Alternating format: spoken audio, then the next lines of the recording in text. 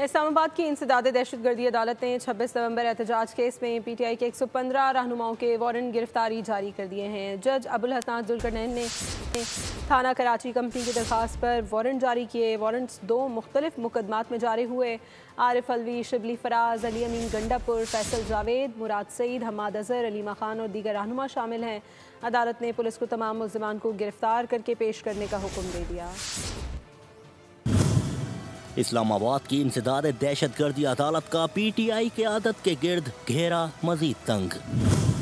26 नवंबर एहतजाज केस में PTI के 115 रहनुमाओं के वारंट गिरफ्तारी जारी। इंसदाद दहशतगर्दी अदालत के जज अबुल हसन जुल्करनैन ने वारंट जारी किए। थाना कराची कंपनी पुलिस की दरख्वास्त पर वारंट गिरफ्तारी की मंजूरी दी गई। वारंट गिरफ्तारी थाने में दर्ज 2 अलग अलग मुकदमात में जारी किए गए। साबिक सदर आरिफ अलवी, शिबली फराज, फैसल जावेद और मुराद सईद शामिल। हमाद अजहर, असद कैसर, आतिफ खान, उमर गंडापुर और अहमद नियाजी के भी वारंट जारी। सलमान अकरम राजा, राउफ हसन, अब्दुल कयूम नियाजी और उमर अयूब के खिलाफ भी कार्रवाई। शुएब शाहीन, आदम सवाती, हामिद रजा, शेख वक्कास, अकरम और कमल शोजब भी शामिल।